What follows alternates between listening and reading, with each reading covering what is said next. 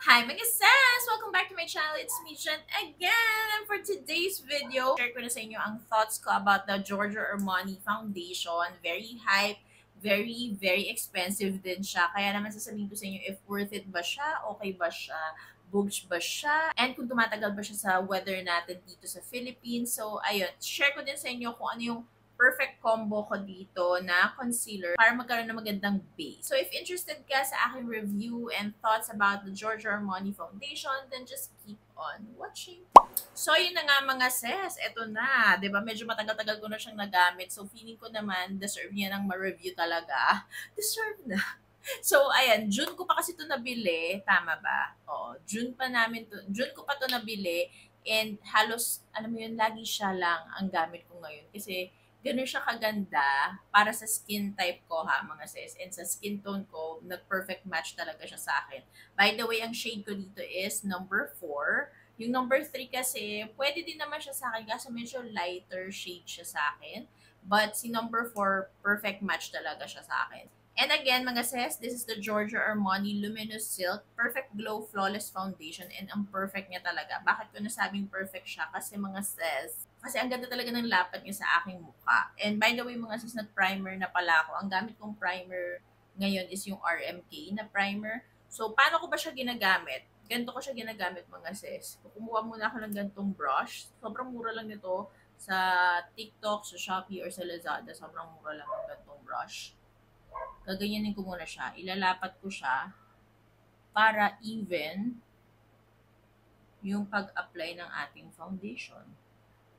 Ayan, ganyan. Para hindi tayo mapapasobra. Ayan, ganyan lang.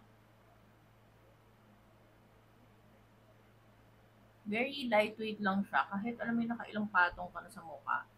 Ang lightweight niya talaga, mga sis. Sabi ko sa inyo. Tapos i-share ko din sa inyo kung ano yung perfect na concealer na ginagamit ko dito sa foundation na to.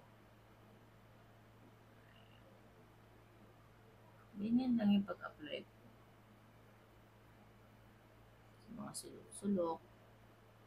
Para lahat talaga nalagyan. Then, kukuha ka ng puff, mga sis. Ito lagi yung routine ko. Dry itong puff na to, ha. Hindi ako hindi ko ginagawang, ano yung tawag doon? Parang, hindi siya, hindi siya damp, hindi siya basa. Dry talaga. Ginagawa.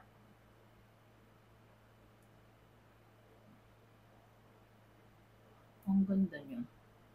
Very natural lang nung atake sa skin.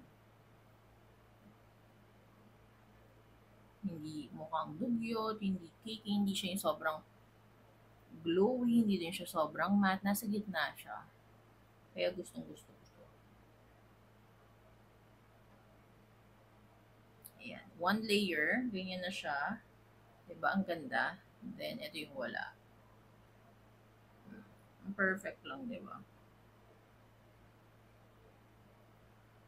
Kaya lagi siya yung gamit ko as in. So, yung natira, ganun ulit.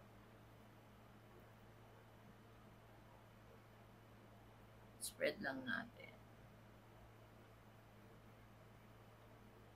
Dami nag-comment din sa TikTok na, kasi diba dry skin ako, perfect siya sa akin. Sa combination skin, si Sis Giselle combination, okay din na sa kanya.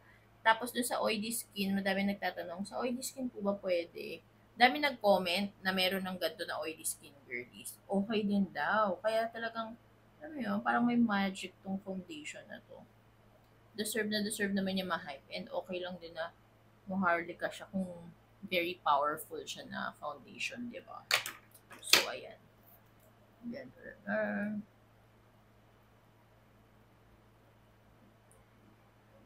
Ililink ko na lang, mga sis, yung itong puff and also yung brush. Pero hindi ko alam kung merong reseller sa Shopee nitong Giorgio Armani na foundation. Balitaan ko kayo kung meron. Kasi ito talaga, binili ko pa talaga sa Japan. Kasi wala pa dito sa Philippines.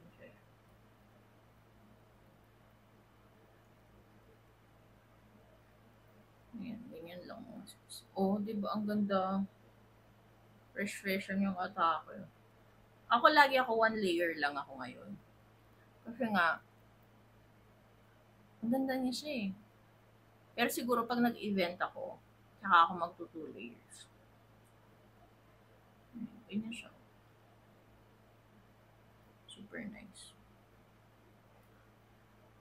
And kahit bawa nag-ano ka, apply ka ng blush, contour, mga liquid products, and powder products. Ang ganda pa rin. Kasi may mga ibang foundation na maganda ganyan. Pero pag in-apply mo na yung mga iba pang makeup, sumusyongit na siya. Pero ito ang ganda pa rin. Look at that. Purple. Ganyan siya. No filter. Balat kong balat. Ang fresh. Very magaan lang talaga siya. Tapos ayan, may pump din siya. Dugyot lang yung pump ko. Pero nakaka-happy na may pump siya. Kasi 'di ba yung iba walang pump. Bibili ka pa lang separate para magka-pump. O 'di ba? Tapos ayun yung packaging niya. Sobrang shala. Very luxurious. 30 ml pala yung laman nito mga sis. So now, ang perfect combo ko dyan na concealer is si Maring Dior. This is the Forever Skin Correct Dior concealer. Ito yung ginagamit ko. Perfect combo sila. And even yung kay, yung kay Vice ko na concealer. Ganda din siyang combo dito. Ayan. And then, biblend lang natin.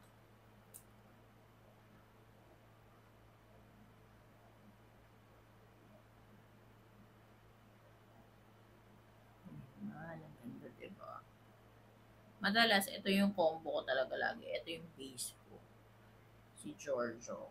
Si paring Giorgio and si Maring Dior. Gusto mo yun. Ayan. Normal lang yung mga ganyan mga sis sa texture ng skin natin yan. Hindi nyo maaalis talaga yung kahit sila Marian Rivera or sino pa yung artista na sobrang kinis ng mukha. May mga texture talaga yan. Kala nyo lang wala minsan dahil naka-filter or sobrang liwanag nung makeup, nung ilaw. Kaya huwag kayo matatakot na pagkapalagay nyo ng makeup, ay shucks, bakit medyo texture dito, texture doon. Normal yon. Malilesen nyo lang siya pag, dito, we can only lessen it, pero hindi mo siya mawawala. Hindi siya mawawala talaga mga sis. Kasi, nandyan na yan. Talaga.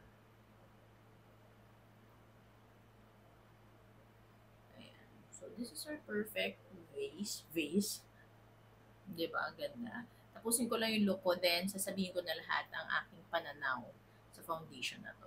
So, this is our final look mga sis. Using yung iba pang makeup, pero ang base natin is si Giorgio Armani Luminous Silk. Ayan siya. Very freshness and very lightweight lang siya. Hindi siya yung parang, yung parang hindi siya halatang makeup. Talaga, gets niyo ba yun? Sobrang lightweight kasi niya and I super like this mga sis kasi alam mo kahit mahal siya, napatunayan naman niya na worth it siya. Alam mo yung mga ganong makeup na parang hindi ka magre-regret na binili mo siya kasi mga sis, parang natabunan niya sa totoo lang yung ibang mga foundation na meron ako ngayon.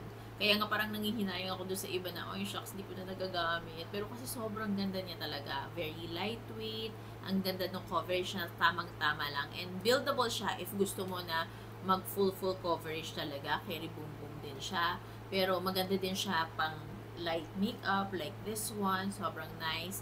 And also, ang maganda sa kanya mga sis, yung shade match niya sa akin, perfection talaga. Kaya tuwang-tuwa ako. Kasi meron talaga kayong mapagpipilian doon. Kaya mas maganda pag sa store kayo bumili. Yun nga lang, wala pa dito sa Philippines eh. So, yun lang siguro yung medyo mahihirapan tayo. Kunin yung perfect shade nyo. Kasi, either online or pupunta kayo talaga sa store para makuha niyo yung perfect shade nyo. Pero madami silang choices doon mga sis. Tapos mga sis, very nice siya sa Philippine weather. Bakit? Kasi nasa gitna siya ng dewy and matte. Demi-matte siya. So, ganyan yung finish niya. Yung kahit pagpawisan ka and everything, hindi ka magmumukhang lapot-lapot or dugyot. Kaya nagustuhan ko talaga tong foundation na to. Kasi ang fresh ko pa rin from morning till gabi talaga. And also, ginamit ko to nung nung isang event. Talagang ang dami nagsabi sa akin na, sis, ang ganda ng, sis, ni sis yung tinawag sa akin. Sis, ang ganda ng base mo, ano, ganyan-ganyan. Kaya naman, sabi ko, Giorgio Armani Luminous Silk lang po. Ang feeling. Pero hindi. Super nice nito, super worth it mga sis, sinasabi ko sa inyo. Totoong-totoo yung mga sinasabi ng iba na maganda talaga siya. Maganda talaga siya, mga sis. Kaya i-try nyo na din, okay? Hindi na ako mag-wear test kasi na-wear test ko na siya ng ilang beses and ngayon palang sinasabi ko na sa inyo, Bogus talaga siya. So, ayun lang mga sis. I hope na gusto niyo itong quick review ko dito sa Giorgio Armani Luminous Silk na foundation nila. And comment down below kayo if ano pang gusto niyo yung mga high-end or luxury or local makeup na gusto niyo ipa-test and review sa akin. So, ayun lang. Thank you so much for watching. Don't forget to like, share, and subscribe on my channel mga sis. Bye!